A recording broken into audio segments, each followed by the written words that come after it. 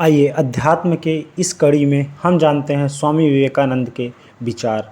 जगत को हिला डुला देने वाले तीव्र इच्छा शक्ति संपन्न महापुरुष अपने प्राण में बहुत ऊंचा कंपन उत्पन्न करके उस प्राण के वेग को इतना अधिक कर सकते हैं और उसको इतनी शक्ति से युक्त कर सकते हैं कि वह दूसरे को पल भर में लपेट लेती है।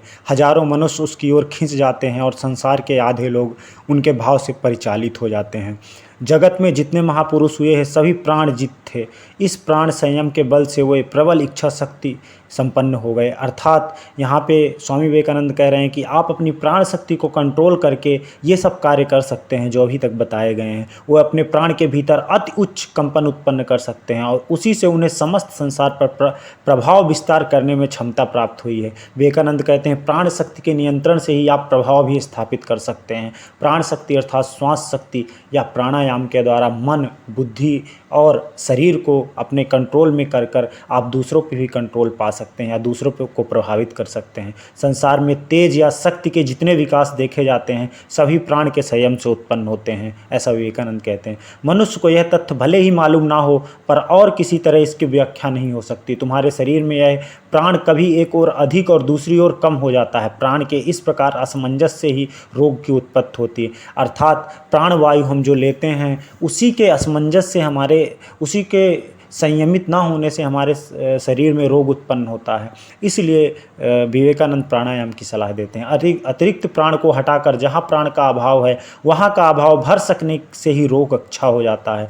प्राण कहाँ अधिक और कहाँ अल्प इसका ज्ञान प्राप्त करना भी प्राणायाम का अंग है। अनुभव शक्ति इतनी सूक्ष्म हो जाएगी कि मन समझ जाएगा पैर के अंगूठे में या हाथ की उंगली में जितना प्राण आवश्यक है वहाँ उतना है और मन उस प्राण के अभाव को पूरा करने में समर्थ हो जाएगा। इस प्रकार प्राणायाम के अनेक अंग हैं। इनको धीरे धीरे एक से बढ़कर एक सीखना होगा। अतएव यह स्पष्ट है कि विभिन्न रूपों में प्रकाशित प्राण का संयम करना और उसको विभिन्न प्रकार से चलाना ही राजयोग का एकमात्र उद्देश्य है।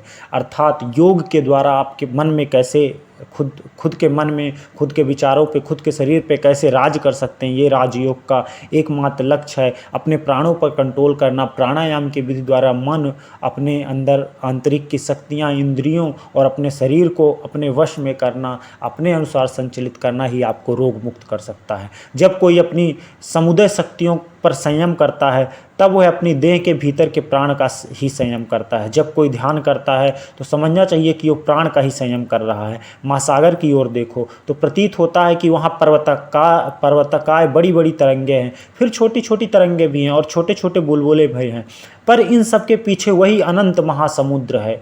एक ओर वह छोटा बुलबुला अनंत समुद्र से युक्त है, फिर दूसरी ओर वह बड़ी तरंग भी उस महासमुद्र से युक्त है। इस प्रकार संसार में कोई भी महापुरुष हो सकता है और कोई छोटा बुलबुला ऐसा सामान्य व्यक्ति, परंतु सभी उसी अनंत महाशक्ति समुद्र से युक्त हैं। इस महाशक्ति से जीव का जन्मगत संबंध है। जहाँ भी जीवन शक्ति का प्रकाश देखो वहाँ समझना कि उसके पीछे एक अनंत शक्ति का भंडार है।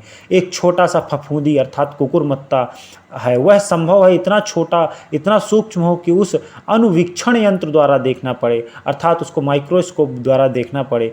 उससे आरंभ करो, देखोगे कि वह अनंत शक्ति के भंडार से क्रमशः शक्ति संग्रह करके एक अन्य रूप धारण कर रहा है। कालांतर में वह उद्भिद के रूप में परिणित होता है, वहीं फिर एक पशु का आकार ग्रहण कर लेता है, फिर मनुष्य रूप लेकर वही अंत में ईश्वर रूप में परिणित हो जाता है। हाँ, इतना अवश्य है कि प्रकृति के इस नियम से व्यापार के घटते घटते लाखों साल पार हो जाते हैं, परंतु यह समय क्या है, वेग, साधना का वेग बढ़ा देकर समय काफ़ी घटाया जा सकता है। योगियों का कहना है कि साधारण प्रयत्न से जिस काम को अधिक समय लगता है वही वेग बढ़ा देने पर बहुत थोड़े समय में सध सकता है। हो सकता है कि कोई मनुष्य इस संसार की अनंत शक्ति राशि में से बहुत थोड़ी सी शक्ति लेकर चले। इस प्रकार चलने पर उसे देव जन्म प्राप्त करते हैं। संभव है 1,00,000 वर्ष लग जाएं, फिर भी वह ऊंची अवस्था को प्राप्त करते शायद 5 वर्ष लगे, फिर पूर्ण शुद्ध होते और भी 5 साल लग जाएं, पर उन्नति का वेग बढ़ा देने से वह समय कम हो जाता है। पर्याप्त प्रयत्न करने पर 6 वर्ष या 6 महीने में यह सिद्धि लाभ क्यों ना हो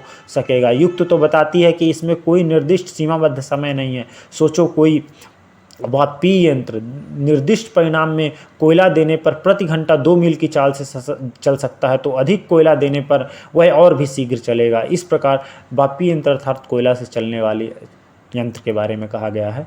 इसी प्रकार यदि हम भी तीव्र वेग संपन्न हों तो इस जन्म में मुक्ति लाभ क्यों ना कर सकेंगे। हाँ, हम जानते अवश्य हैं कि अंत में सभी मुक्ति पाएंगे, पर इस प्रकार युग युग तक हम प्रतीक्षा क्यों करें।